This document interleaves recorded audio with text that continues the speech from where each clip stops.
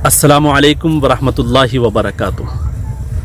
आज मेरे हाज़िर होने का मकसद और इस वीडियोज़ बनाने का मकसद जो है वो सिर्फ ये है, करोना वायरस और शब बारात। तो सबसे पहले मैं गुलजार दहलवी साहब की लाइनें पढ़ता हूँ आपके सामने कि बेवजह घर से निकलने की ज़रूरत क्या है, कि बेवजह घर से निकलने की ज़रूरत क्या है, और मौत से आंखें मिलाने की ज़रूरत क्या है।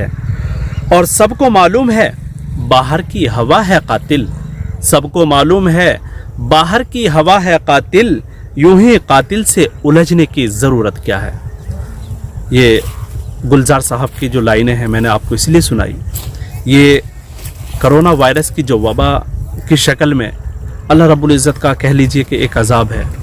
और इस करोना वायरस से हमारा मुल्क ही नहीं बल्कि पूरी दुनिया इससे लड़ रही है। इस मौके पर हमें हुकूमत का साथ देना चाहिए। हुकूमत ने जो फ़ैसला लिया है लॉकडाउन का, उसका हम सबको पालन करना चाहिए।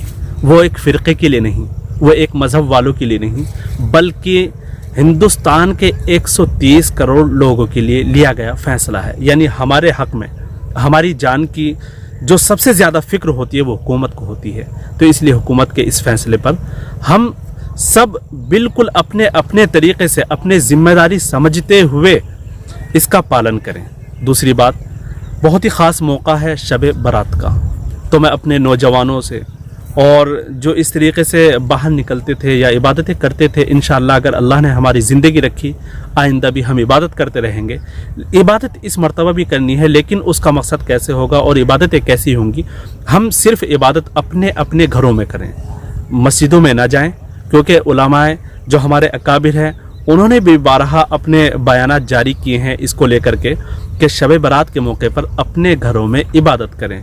क्योंकि नबी करीम सल्लल्लाहु अलैहि वसल्लम का एक हुक्म भी है और सब जानते हैं, सुना भी होगा, मैं भी सुना देता हूँ कि हुज़ूर पाक सल्लल्लाहु अलैहि वसल्लम ने फरमाया कि जब कोई वबा, कोई बीमारी किसी मुल्क में, किसी शहर में फैल जाए तो वहाँ से मुंतकिल दूसरे शहर नहीं होना चाहिए, बल्कि जिस शहर में आप हैं आपको वहीं रुक जाना चाहिए।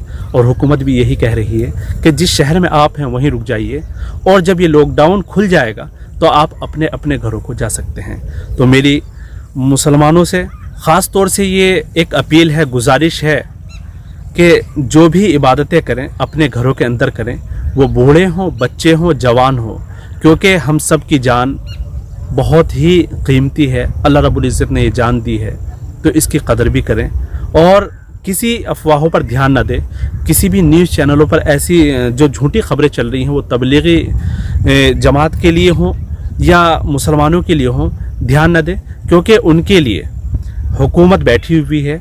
अगर कोई आपके साथ गलत करेगा, झूठी खबरें देगा, तो उसके लिए जिस तरीके से जमीयत उलमा ने सुप्रीम कोर्ट में अपील दायर की है और हमें यकीन है सुप्रीम कोर्ट पर कि इंशाअल्लाह उसका रिज़ल्ट भी अच्छा आएगा और सभी लोग हुकूमत के इस नियम का, इस कानून का पालन करें। और इंशाअल्लाह बस दुआ करते हैं कि अल्लाह रब्बुल इज़्ज़त हमारे मुल्क में अमन सलामती पैदा फरमाए और हमारे मुल्क के हर बाशिंदे को इत्तफ़ाक़ और इत्तिहाद करने की तौफ़ीक़ अता फरमाए और इस बीमारी से हमारी बल्कि पूरी इंसानियत की अल्लाह पाक हिफाजत फरमाए।